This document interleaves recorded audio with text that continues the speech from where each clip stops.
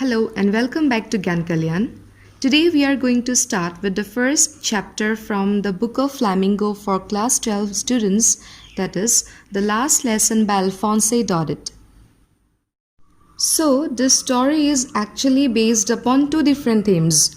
Firstly, the impact of war on the common people, and secondly, the importance of language in one's life and how it is important for us to safeguard it for the existence of a race.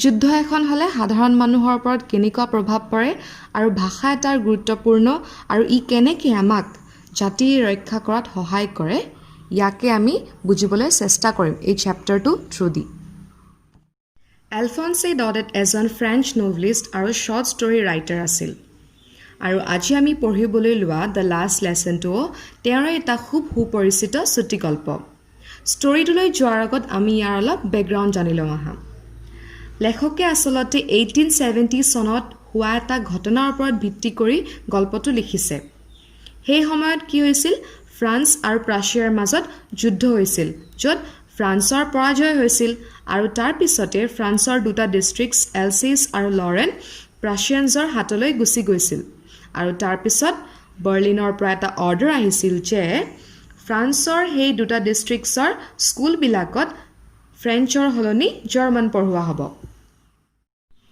So, this story is based upon two different themes. Firstly, the impact of war on the common people, and secondly, the importance of language in one's life and how it is important for us to safeguard it for the existence of a race.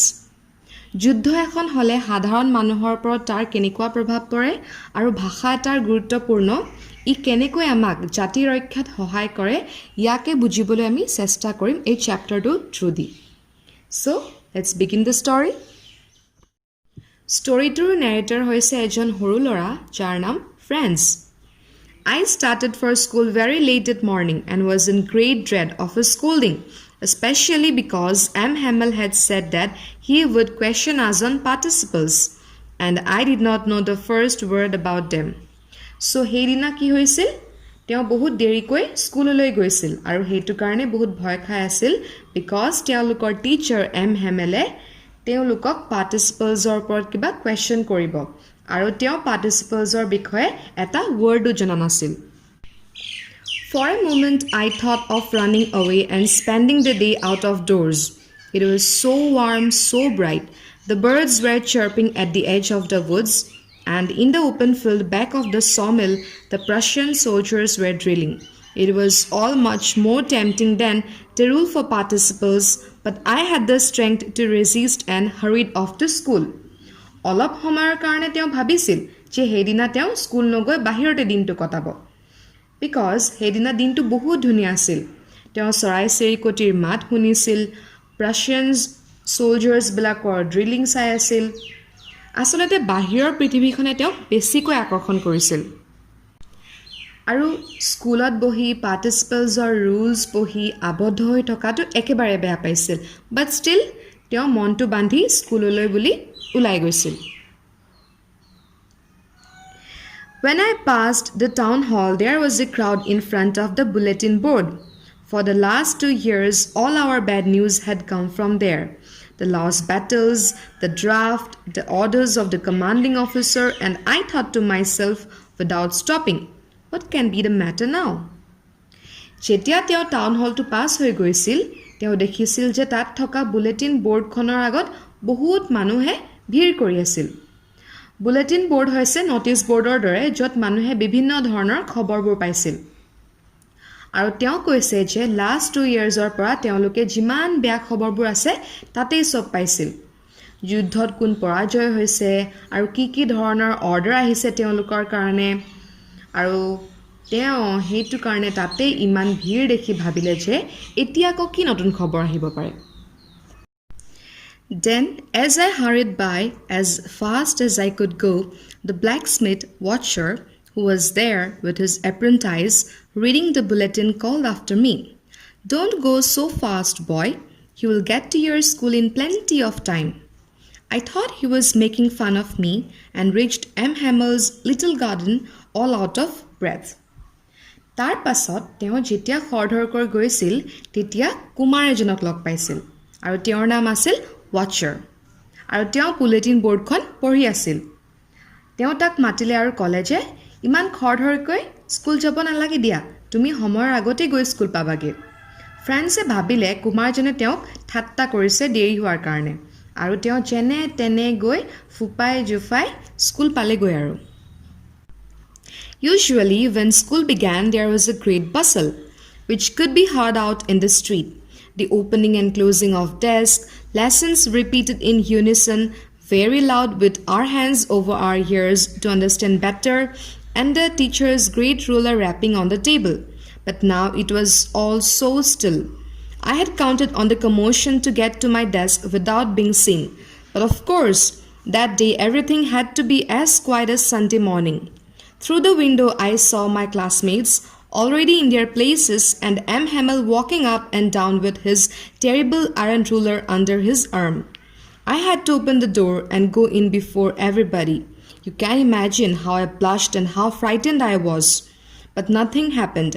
M. Hamel saw me and said very kindly, "Go to your place quickly, little Franz. We were beginning without you." So, আনকালে school start হোৱাৰ আগত খুব এটা হুলস্থুলীয়া পৰিৱেশ হৈ থাকে ডেস্কবিলাক চুচৰাই থকা শব্দ ষ্টুডেণ্টছবিলাকে একেলগে জোৰ জোৰকৈ পঢ়ি থকা শব্দ আৰু টিচাৰে টেবুলত ৰুলাৰ মাৰি থকা শব্দ চব স্কুলবিলাকতে আমি এনেকুৱা এটা ছিটুৱেশ্যন দেখোৱে হয়নে আৰু ঠিক তেনেদৰে এইখিনি ডেছক্ৰিপশ্যন পঢ়ি তোমালোকেও তেনেকুৱা এটা ছিটুৱেশ্যন ইমেজিন কৰি ল'ব পাৰা কিন্তু তেওঁ কৈছে হেদিনা পৰিৱেশটো অলপ ঠাণ্ডা আছিল আৰু তেওঁ ভাবিলে যে তেওঁ চুপচাপ গৈ কোনেও নেদেখাকৈ নিজৰ জেগাত গৈ পঢ়ি যাবগে কিন্তু হেদিনা পৰিৱেশটো একেবাৰে বেলেগ আছিল আৰু তেওঁ দেখিলে যে তেওঁৰ লগৰবোৰ অলৰেডি নিজৰ নিজৰ জেগাত বহি আছিল আৰু এম হেমেলে ৰুলাৰ পাত লৈ আপ ডাউন কৰি আছিল সো উপায় নাইকিয়াত তেওঁ সবৰ আগেদিয়ে যাব লগা হ'ল আৰু তেওঁ লগতে বহুত লাজো পাইছিল আৰু ভয়ও খাইছিল এম হেমেলে কিন্তু তেওঁক একো নকলে ইনফেক্ট কলে যে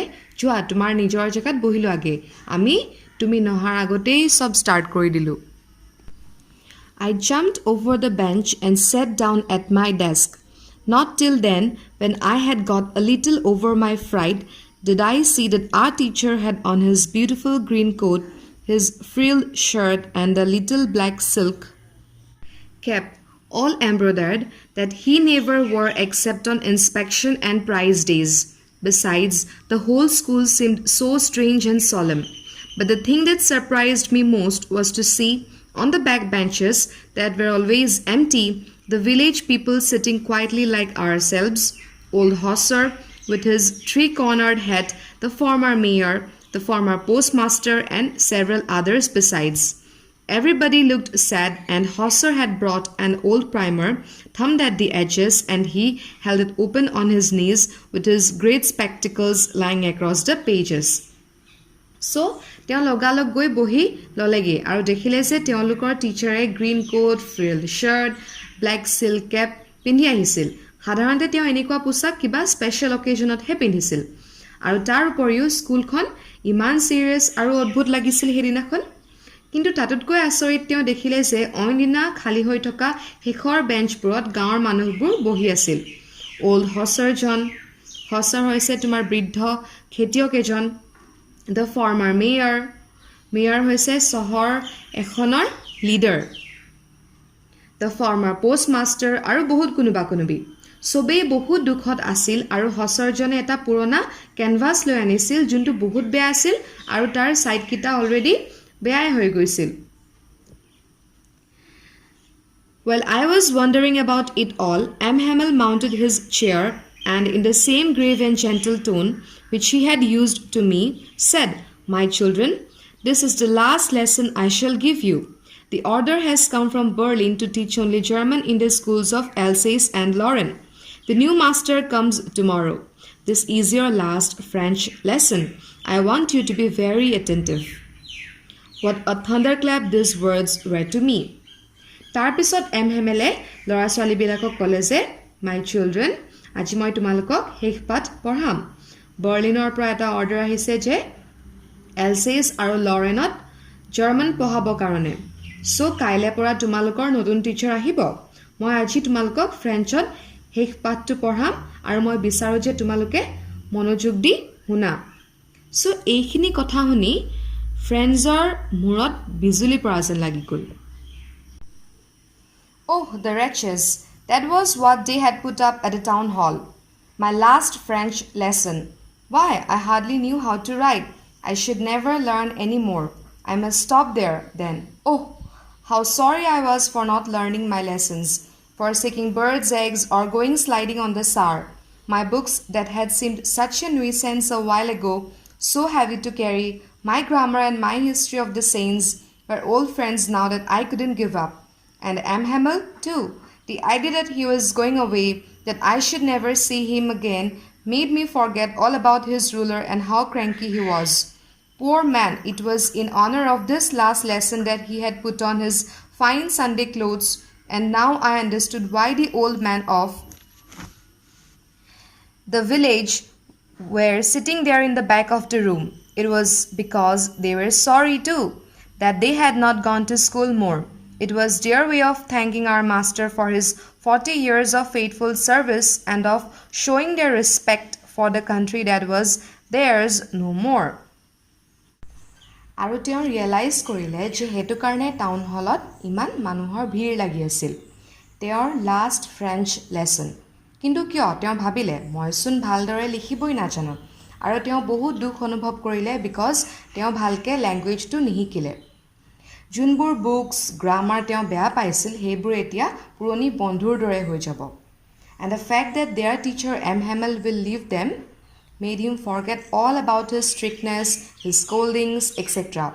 And in order to give tribute to the last lesson of French, তেওঁ special dress up কৰি আহিছিল হেদিনাখন আৰু গাঁৱৰ মানুহবোৰো ক্লাছৰুমত বহি দুখ কৰিছিল because তেওঁলোক কেতিয়াও স্কুল নগল আৰু শেষৰ দিনা আহি M. Hamelক তেওঁলোকে সন্মান জনাবলে for his 40 years of faithful service and for their language and for their country which no more belonged to them. While I was thinking of all this, I heard my name called. It was my turn to recite. What would I not have given to be able to say that dreadful rule for the participle all through, very loud and clear, and without one mistake? But I got mixed up on the first words and stood there, holding on to my desk, my heart beating and not daring to look up. So, friends, ebur bhabi thakute তেওঁৰ নামটো মতা শুনিলে. It was his turn to recite. He thought if only he could recite those rules of participles without any mistakes. But what happened? He got stuck while uttering the very first words and stood there without looking up, embarrassed. I heard M. Hamel say to me, I won't scold you, little Franz. You must feel bad enough. See how it is. Every day we have said to ourselves, bah, I have plenty of time.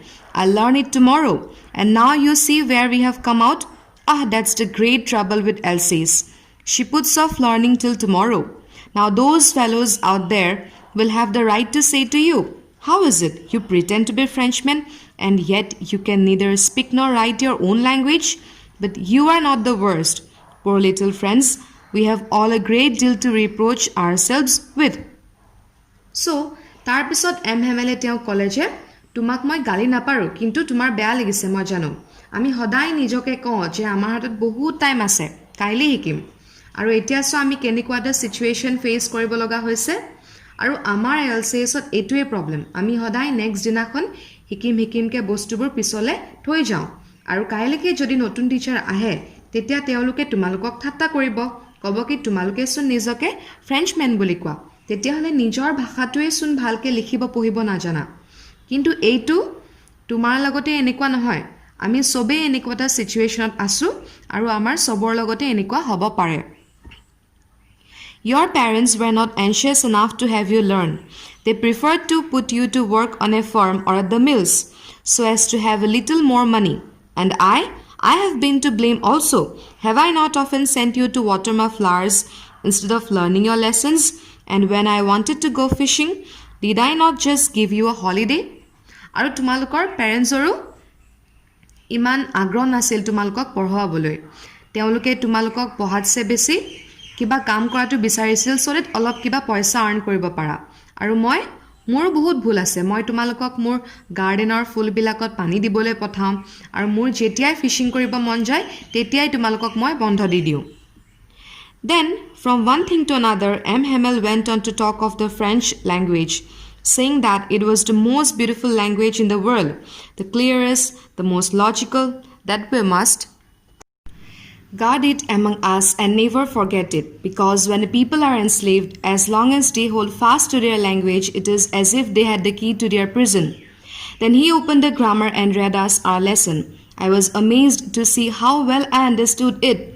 All he said seemed so easy, so easy. I think too that I had never listened so carefully and that he had never explained everything with so much patience. It seemed almost as if the poor man wanted to give us all he knew before going away and to put it all into our heads at one stroke. So, tarpisot M. Hamele French language tour কথা কলে যে এইটো ওয়াৰ্ল্ডৰ সবতছে ধুনিয়া language হয় সবতছে clear আৰু logical আৰু আমি ইয়াক সদায় ৰক্ষা কৰিব লাগিব কেতিয়াও পাহৰিব নালাগিব বিকজ যেতিয়া মানুহক কোনোবাই বন্দী কৰি লয় যেতিয়ালৈকে তেওঁলোকে নিজৰ ভাষাটো ধৰি ৰাখে তেতিয়ালৈকে তেওঁলোকৰ হাতত মুক্তি পাবলৈ হে চাবিকাঠিটো থাকে তাৰ পিছত এম এমএলএ হেদিনা গ্ৰামাৰ লেসন পঢ়ালে আৰু ফ্ৰেন্সে হেদিনা সব ভালকৈ বুজি পাইছিল আসলতে কি হৈছিল ফ্ৰান্সে হেদিনা খুব ভালকৈ মন দিছিল আৰু এম এমএলএও বহুত ধৈৰ্যৰে তেওঁলোকক লাষ্ট লেসনটো পঢ়াইছিল as if এবাৰতে তেওঁ যোৱাৰ আগত তেওঁলোকক সব জ্ঞান দি যাব বিচাৰিছিল After the grammar we had a lesson in writing that day M Hamel had new copies for us written in a beautiful round hand France Alsace they looked like little flags floating everywhere in the schoolroom hung from the rod at the top of our desk. You ought to have seen how everyone set to work and how quiet it was. The only sound was the scratching of the pens over the paper. Once some beetles flew in, but nobody paid any attention to them, not even the littlest ones, who worked right on tracing their fish hooks, as if that was French too. On the roof the pigeons cooed very low, and I thought to myself, will they make them sing in German? Even the pigeons?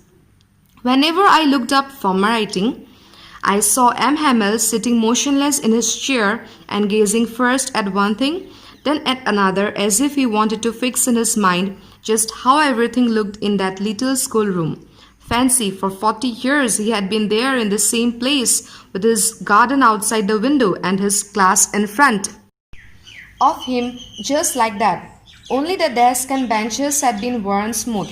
The walnut trees in the garden were taller, and the hope vine that he had planted himself twined about the windows to the roof. How it must have broken his heart to leave it all, poor man, to hear his sister moving about in the room above, packing their trunks, for they must leave the country next day. So M. Hamele হেদিনা তেওঁলোকক লিখিব দিলে আৰু সবকে নতুন copies দিলে আৰু তাতে France এলচেজ লিখা আছিল আৰু সবেই মনপুতি লিখাত লাগি গ'ল গোটেই পৰিবেশটো বহুত ঠাণ্ডা হৈ আছিল অকল পেনৰ লিখাৰ মাত্ৰ বাহিৰে একোই শব্দ নাছিল সাদৰ ওপৰত পাৰবিলাকেও মাত দি আছিল ফ্ৰেন্সে ভাবিলে ইহঁতকো জাৰ্মানত মাতিব দিব নেকি ফ্ৰেন্সে আসলতে এইটো বুজাব চেষ্টা কৰিছিল যে তেওঁলোকে সৰুৰে পৰাই জন্মৰ পৰাই ফ্ৰেন্সত ক'ব শিকিছে এইটো তেওঁলোকৰ মাতৃভাষা আৰু তেওঁলোকৰ পৰা এইটো কাঢ়ি নিয়াটো অন্যায় কৰা হ'ব The French language was very natural to them, as just cooing is to the pigeons. Then he saw M. Hamel gazing at one thing, then at another in the whole room, as if he wanted to fix all of them in his mind. Imagine, তেওঁ তাতে 40 years কটাইছে আৰু সব একে আছে অকল বেঞ্চবোৰ পুৰণা হৈ গৈছিল আৰু আখৰুট গছজোপা ডাঙৰ হৈ গৈছিল আৰু তেওঁৰ কিমান দুখ লাগিছিল ভাবা সেই ঠাইডোখৰ এৰি যাবলৈ আৰু তেওঁৰ ভনীয়েকে পেকিং কৰি আছিল যাতে তেওঁলোক নেক্সট দিনাখন সেই দেশখন এৰি বেলেগ দেশলৈ গুচি যাব But he had the courage to hear every lesson to the very last. After the writing, we had a lesson in history, And then the babies chanted their ba, baby, bo, boo. Down there at the back of the room, old Hosser had put on his spectacles and, holding his primer in both hands, spelled the letters with them. You could see that he, too, was crying. His voice trembled with emotion, and it was so funny to hear him that we all wanted to laugh and cry. Ah, how well I remember in that last lesson. All at once the church clock struck 12, then the Angelus. At the same moment the trumpets of the Prussians, returning from drill, sounded under our windows. M. Hamill stood up, very pale in his chair. I never saw him look so tall. So, লিখা পিছত তেওঁলোকৰ history এটা lesson পঢ়াইছিল বা বে B ববু এইবোৰ কি হয় syllables হয় বা নাৰ্সাৰী ৰাইমছৰ দৰে হয় সো সৰু পোৱালি কেইটাৰ লগত ওল্ড হোছাৰজনেও একেলগে আখৰবোৰ মাতিলে আৰু আখৰবোৰ মাতুতে তেওঁৰ মাতটো বহুত ভাগি পৰিছিল বিকজ তেওঁ দুখ লাগিছিল আৰু এইটো শুনি সবৰে হাঁহি উঠিছিল লগতে দুখো লাগিছিল তাৰ পিছত চাৰ্চৰ পৰা ঘণ্টাটো শুনিলে 12টা বাজিছিল তেতিয়া আৰু তাৰ পিছত এঞ্জেলাছ হৈছে এটা devotional prayer done by the Roman Catholic church আৰু সেইটো সময়ত প্ৰাছিয়ান সোলজাৰ্ছ বুৰেও ড্ৰিলিঙৰ পৰা ঘূৰি আহিছিল My friends, said he. I, but something choked him. He could not go on. Then he turned to the blackboard, took a piece of chalk, and bearing on with all his might, he wrote as large as he could, Vive la France, mane long live France. Then he stopped and leaned his head against the wall, and without a word, he made a gesture to us with his hand. School is dismissed. You may go. M. Hamill তাৰ পিছত থিয় হ'ল আৰু তেওঁলোকক শেষবাৰৰ বাবে মাত দিলে কিন্তু তেওঁ একো ক'বই নোৱাৰিলে বহুত দুখ কৰিছিল তেওঁ একো ক'ব নোৱাৰাৰ দুখত চক পেন্সিলডাল লৈ পিছফালে ব্লেকবোৰ্ডত লিখিলে Vive la France মানে হৈছে লং লিভ ফ্ৰেন্স আৰু তাৰ পিছত তেওঁ পিছফালে ঘূৰি চাবলৈ সাহস নহল আৰু সবকে হাত জোকাৰি বিদায় দিলে সো এইটো ষ্টৰী থ্ৰু দি আমি এইটো ভালকে বুজিব পাৰিলো যে আমি আমাৰ ভাষাটো লিখিব পঢ়িব জনাটো কিমান বেছি ইম্পৰ্টেন্ট আৰু কিয়নো ভাষাটোৱে আমাৰ পৰিচয় আৰু আমি আমাৰ ভাষাটো জানিলেহে আমি আমাৰ জাতিকো ৰক্ষা কৰিব পাৰিম So this is where we come to the end of the story. Thank you for watching.